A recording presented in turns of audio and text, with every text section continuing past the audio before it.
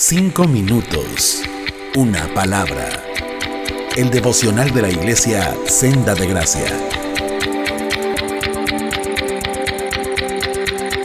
¿Qué tal? Buenos días, espero que se encuentren bien. Les habla una vez más Alex Monarres. La última vez que me tocó compartir, no sé si se acuerden, que estuvimos meditando un poquito en la parábola de las 10 vírgenes, las 5 prudentes, 5 necias. Y en resumen, hablábamos de que en la misma iglesia existen personas que creen haber creído, que creen que cuando mueran o cuando Jesús regrese, ellos van a poder estar delante de Dios bien parados. Pero la parábola nos mostraba que no, que hay gente que, aunque cree eso, jamás han sido parte jamás han conocido a Jesús, vaya. Y Jesús lo afirmaba esto al final del Sermón del Monte, ¿no? También lo comentábamos. Y no quería dejar pasar la ocasión para abonar un poquito sobre el tema. Voy a leer 2 versículos y a partir de ahí vamos a construir el diálogo de ahorita. Dice: y como Moisés levantó la serpiente en el desierto, así es necesario que el Hijo del Hombre sea levantado, para que todo aquel que en él cree no se pierda, mas tenga vida eterna. A simple vista pues no tienen mucho o nada que ver con la parábola de las 10 vírgenes, pero sí tiene que ver con el problema.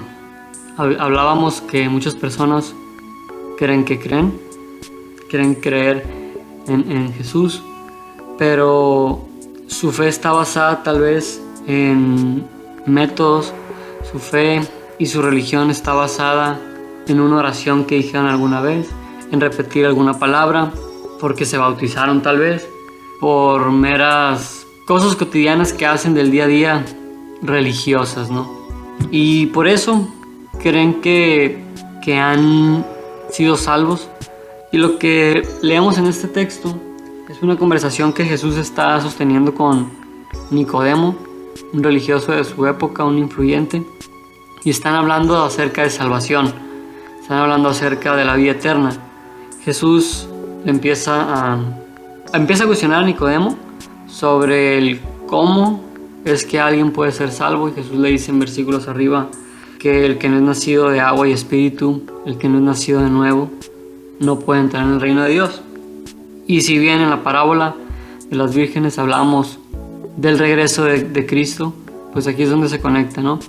Que Jesús está sosteniendo la conversación con Nicodemo acerca de la vida eterna y le dice lo siguiente: así como Moisés levantó a la serpiente en el desierto, así es necesario que el Hijo del Hombre sea levantado, para que todo aquel que en él cree no se pierda, esa es la clave, mas tenga vida eterna.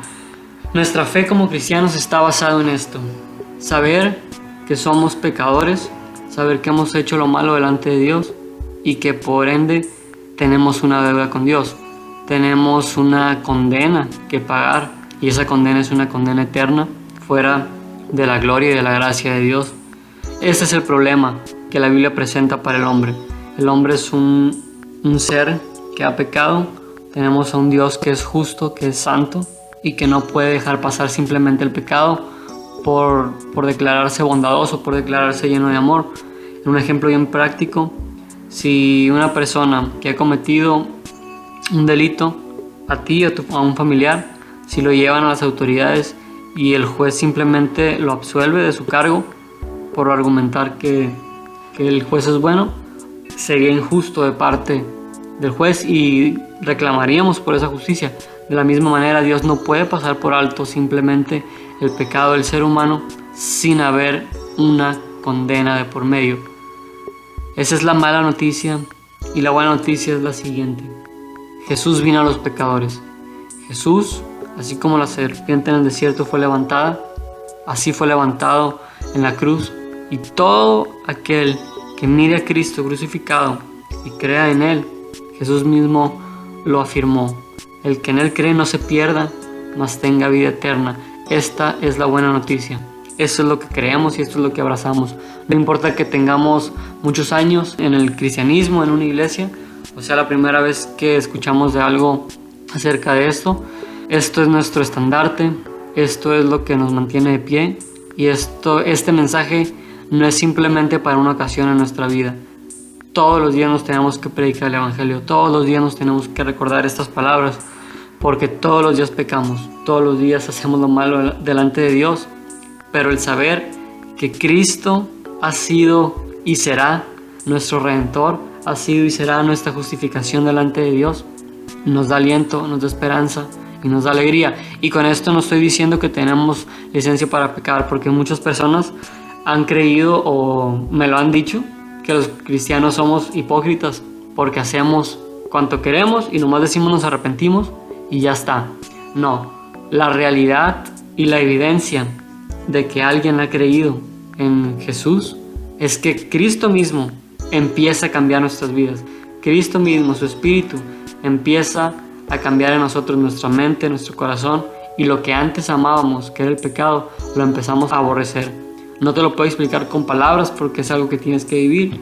Muchas cosas que antes me gustaba hacer, que estaban mal, de repente me vi y las quise volver a hacer y ya no me causaban satisfacción, por el contrario, me causaban una pena dentro de mí, causaban un disgusto, y Dios fue limpiando mi vida. No quiere decir que sea perfecto y no quiere decir que no voy a cometer errores o que los cristianos no cometen errores. No, los llegamos a cometer, pero la diferencia es que no nos quedamos estancados en ellos.